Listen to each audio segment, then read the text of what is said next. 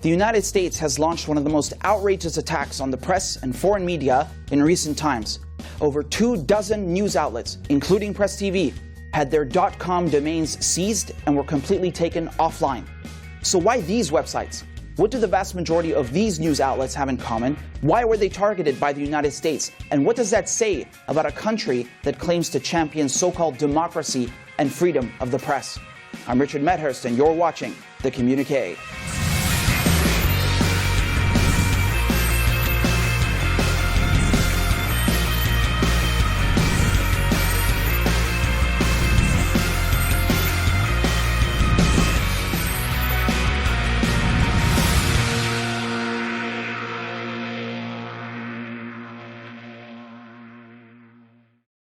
On June 23, 2021, the United States government seized the websites of several news broadcasters and media outlets belonging to Iran and its allies in one fell swoop. The websites targeted included Palestine Today, as well as Iran's Al-Alam, which is an Arabic language broadcaster. They included Iraq's Al-Furat and Yemen's Al-Masira, just to name a few of the 33 outlets seized by the U.S. Among them was also this network, Press TV, where I myself have been proud to host my television program, The Communiqué, since late 2020. Anyone attempting to access PressTV.com is now met with a sign that reads, "This website has been seized," bearing the daunting seal of the U.S. Department of Justice and Department of Commerce.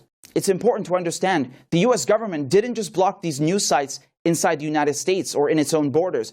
It blocked them worldwide for everyone, rendering them inaccessible after seizing their .com domains. And of course, when we say seized, that's a nice way of saying stolen. This act here is very reminiscent of how the U.S. has also seized Iranian oil and sold it off like pirates, or seized Venezuela's gold, or seized Syria's oil fields. This is criminal behavior. It's piracy on the state level. Now, the next day, a statement was released by the U.S. Department of Justice confirming the seizure of not just Press TV's website, but a total of 33 outlets. That's 33 news sites who all had their websites taken down the same day. So the question here is, what do all these channels have in common? They're Muslim, they're Arabic, they're Persian, they're anti-imperialist, and they form part of the axis of resistance. To try and justify this blatant act of theft and suppression of the media, Joe Biden used the United States emergency laws. Yes, you heard that correctly. Joe Biden declared a national emergency under the International Emergency Economic Powers Act, which allows him to designate a, quote, unusual and extraordinary threat to the national security, foreign policy, or economy of the United States. Apparently, this television program and the programs and works of my colleagues are so upsetting that the U.S. feels the need to go activate its emergency laws just to silence us for speaking the truth. What the U.S. is doing here is outrageous. It's accusing foreign news outlets of being run by Iran's elite special forces and then using national emergency laws to silence them and calling that counterterrorism. The DOJ statement refers to sanctions imposed on Iran by former U.S. President Donald Trump in October 2020. Those sanctions specifically target the Islamic Revolutionary Guard Corps, the IRGC, and the Islamic Radios and Televisions Union, IRTVU.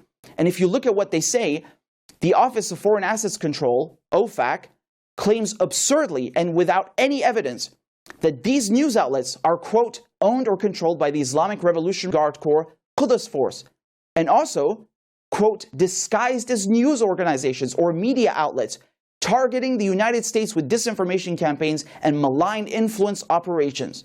So they're making this outrageous claim that Press TV and other outlets are being run by the IRGC, and more specifically, the Quds Force. Now, as some of you may know, the Quds Force is an elite branch of the IRGC. It was formerly headed by General Qasem Soleimani. Donald Trump murdered Haj Qasem and Abu Mahdi in January 2020. They were an incremental part in helping defeat al-Qaeda and defeat Daesh in Syria and Iraq. Undoubtedly, the Quds Force plays a crucial role in the resistance front, but to claim that it's running these news outlets, this is absurd. Just to give you context, that's like saying that CNN is being run by the Navy SEALs or Delta Force. It's just not true. It doesn't make any sense. Now, typically, all websites that end in .com are managed by an American company called VeriSign. And apparently, because these news sites did not obtain a sanctions exemption, the U.S. thinks that it has the right to just shut them down. The United States claims jurisdiction over .com domains and has used that claim in the past to sue people overseas. But let's be clear here, this has nothing to do with sanctions exemptions or .com domains. First of all, the United States would have never even given a sanctions exemption in the first place, because these outlets tell the truth about foreign policy and about the United States and Israel and Great Britain. Second of all, if this was just about domains, why didn't the US government go and shut down every single domain that is remotely connected to the IRGC or IRTVU? They didn't, because their goal here was to attack the media and shut down outlets that they don't like. This is an attack on the press. You can see clearly how there's practically no difference between Trump and Biden. Both of them make ridiculous accusations that these outlets are somehow running disinformation campaigns and being run by elite special forces. And then Biden goes ahead and uses sanctions that Trump created against Iran to seize the websites of Iranian broadcasters.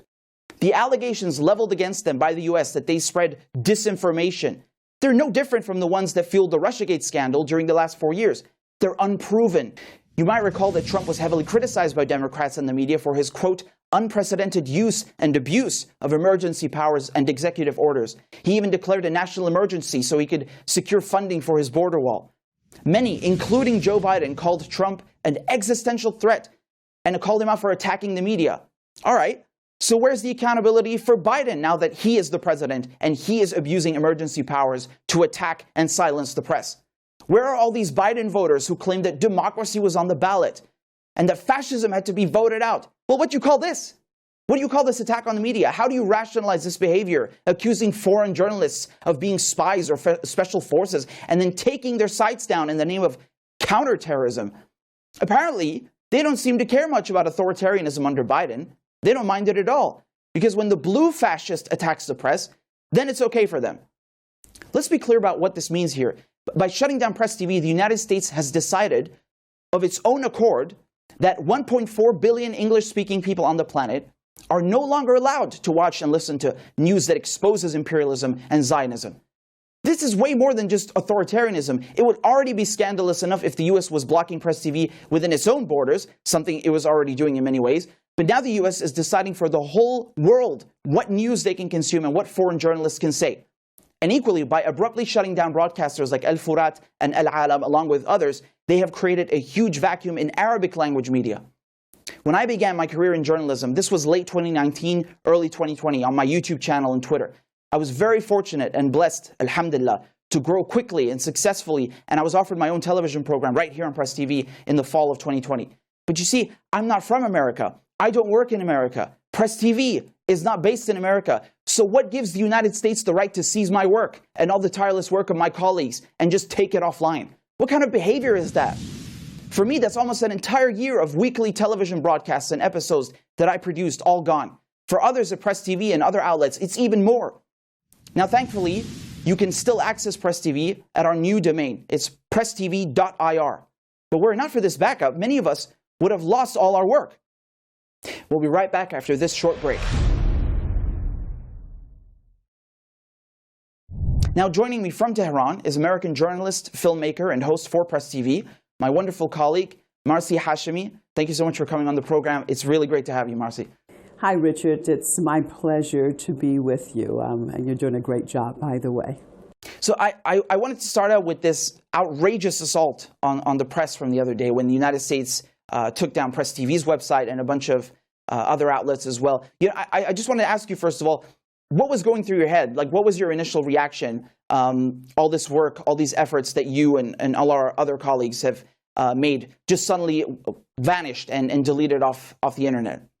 Well, you know, Richard, unfortunately, I really wasn't surprised because we have seen so many assaults by various Western governments against Press TV. We have seen years ago, of course, in the early days of Press TV, we saw the satellites, the various satellites not allowing Press TV to be broadcast from them. We have seen, of course, like in the United States, we were never allowed on cable television.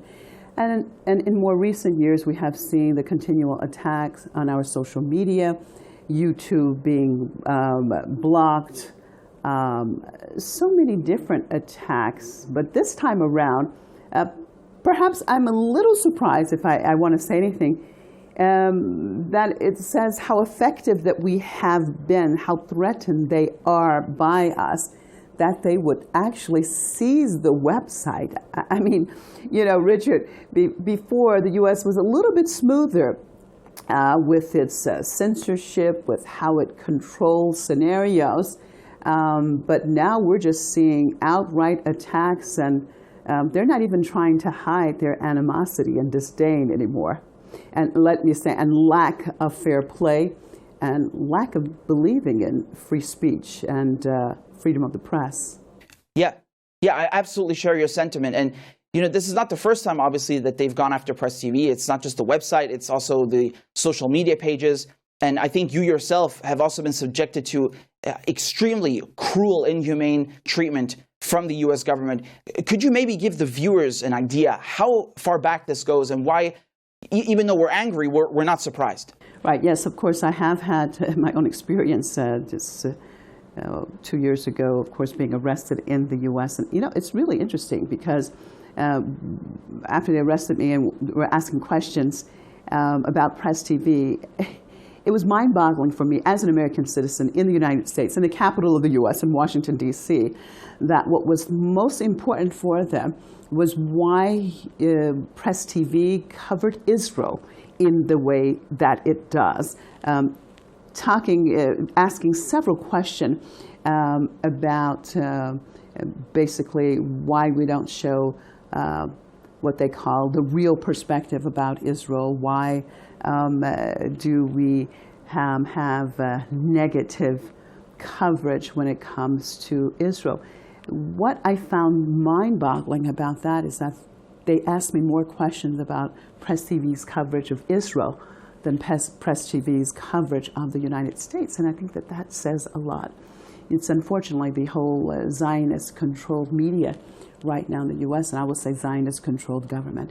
And this is a big part of what is going on with us right now, let me say, because I really feel that the role that we've just played and other entities that have been sieged by the United States, the role that was played in the most recent 11-day onslaught by the Israelis on the Gaza Strip, again, providing that alternative perspective. And of course, with social media now, you know, we had people, regular people, viewers on the ground in Sheikh Jarrah, in Gaza, at Al-Aqsa, and sending those videos and uploading it to social media. So then they no longer can control the narrative. And that's very difficult for them because they never play fairly. They, at least they'll try to have that monopoly on it. And when they no longer can monopolize the narrative, that's when the situation will get really sticky and they will really play dirty, as we have seen with the seizure of our website and others. Well, of course, it was not the first time. It won't be the last time. But I think it says a lot. And I think really we actually all should sort of be proud that perhaps we're more effective than even we imagine ourselves, because, of course, we have lots of limitations because of the overall situation and being sanctioned. But at the same time, that they felt it was necessary to siege the website, I think that says a lot about how effective we have been. As I said earlier, it's not the first time, and I don't think that it will be the last time. And they will continually try to silence this resistance camp because actually we're showing an alternative perspective, the real perspective, with so many stories that before they had a monopoly on the narrative. So this is very difficult for them that they no longer have that monopoly. We have seen throughout the years various ways that the mainstream media tried to deal with that alternative perspective. And we have seen even, of course, unfortunately, sometimes them creating their own stories, their own scenarios, whether we're talking about in Iraq, 2003 leading up to that invasion by the U.S., or we're talking about even something like Duma, Syria, and we saw the whole thing that they created news. So, yeah, this is nothing new, and it's not going to stop, I'm sure. Why do you think they decided to do this now? I've heard people speculate that perhaps this was in part due to the recent shift in public opinion in favor of Palestine, specifically after this onslaught against Gaza that we just saw in May. And of course, Press TV played a huge role in actually reporting about that accurately and truthfully. Do you think this shift in public opinion on the Israelis maybe played a small role? Because at the same time, as you mentioned, it does go a long way back. I also wanted to ask you, and I know this is kind of a rhetorical question, but are you surprised by the silence in the mainstream media, even in independent media, right? There are a lot of these so-called lefties who've said nothing at all. Yeah, that's, the unfortunate situation that we face, Richard, isn't it? That these so-called liberals definitely totally silent. When it comes to neoliberalism, I mean, because that's the real thing that we're talking about, really, and serving the 1%, right? When it comes to that, unfortunately, we don't see much of a difference between what is called the mainstream media and the so-called liberal media.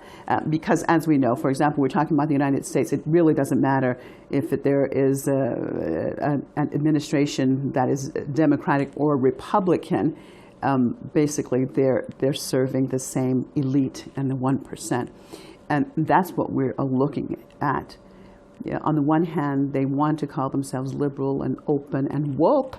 On the other hand, they remain silent when this obvious attack on liberties. The country that really always talks about freedom of speech and freedom of the press and attacks so many countries for saying that they don't have it, we see what they have done and what they're doing. And it is absolutely amazing, the silence that we're seeing coming from the mainstream media and so-called liberal media. But again, unfortunately, we're not surprised because it's definitely not the first time that we've seen this. We didn't only see Press TV being taken down. We also saw Al Furat, Al Masira. We saw 33 channels in total, all of them not just Iranian, some Yemeni, Iraqi. So, I mean, what do these outlets have in common, though? Why were they targeted all together at once? What's the takeaway here? Well, I think, of course, what they have in common that they basically, it's anti-hegemonic policies. We are seeing a full-force attack on the resistance front. And that's obvious because the resistance front has been effective. I think that we are seeing the United States and their Western allies, and even perhaps some of their regional allies, reeling from losses. I mean, whether we're talking about, for example, the Daesh project was a major project, and it failed for the most part in Syria and in Iraq. And why did it fail? Because of resistance. And the media connected with, for example, resistance, whether we're talking about in Iraq or whether we're talking about in Syria, whether we're talking about in Palestine or Yemen or the Islamic Republic of Iran, standing up against these hegemonic and demonic policies that they have tried to implement. So again, wanting to control the narrative and no longer being able to do that. We look at what is going on in Yemen, the amount of, the type of weapons and equipment that's been sold to Saudi Arabia by the United States, by the UK, and of course their support for the Saudi regime in their onslaught on the Yemeni people. And yet we have seen unbelievable advances on the ground by freedom fighters, the Yemeni people. And of course, being that the media connected with that, trying to show the reality, again, they don't want the other side, the reality of that narrative to be shown. As I said, we've seen this a lot. We have seen this a lot, and this is why we're going to continue to see the attacks that we have, and at the same time, we're going to continue doing what we do. Yeah, I absolutely agree. It's horrific what's happening in Yemen.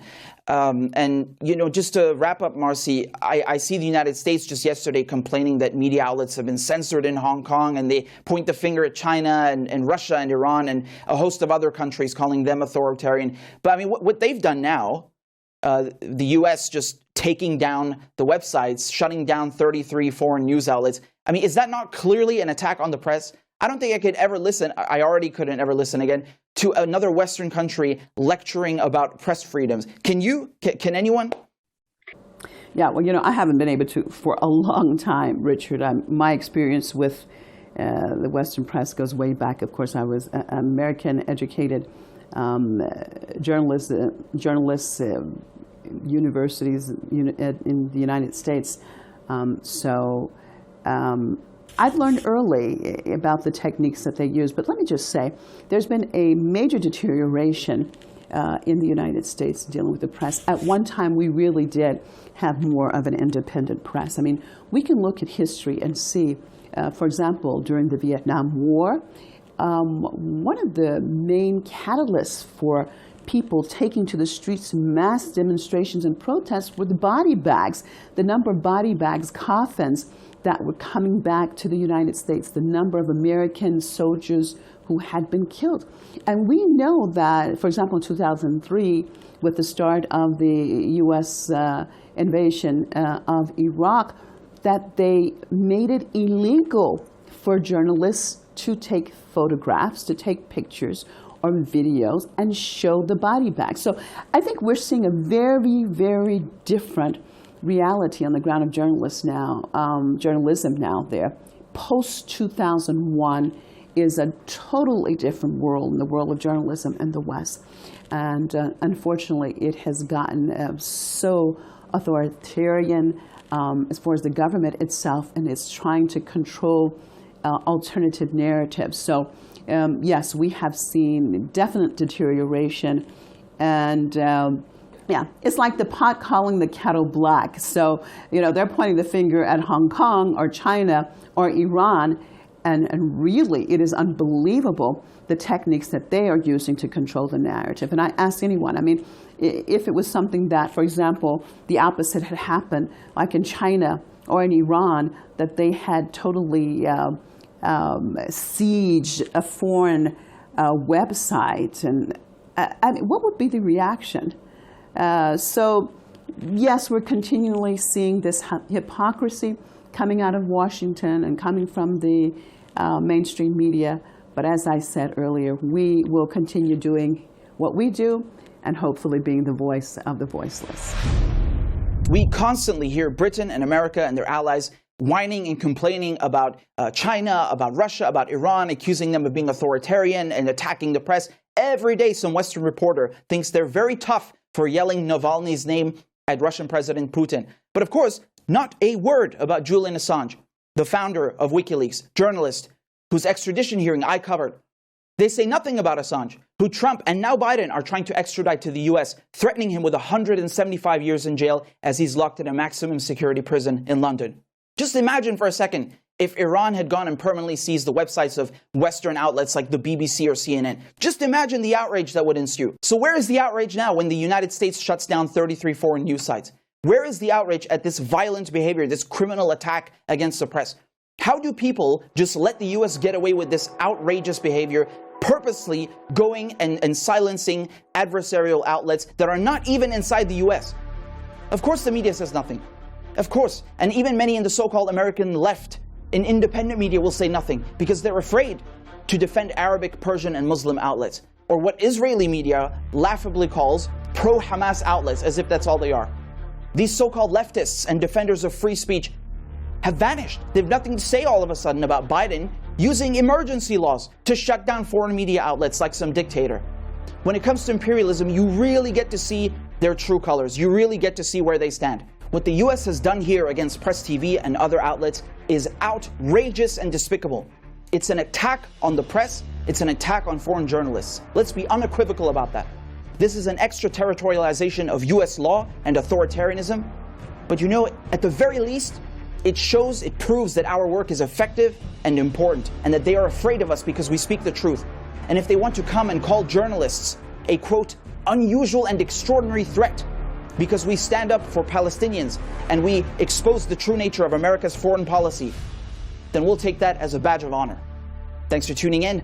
I'm Richard Medhurst, and this is the Communiqué.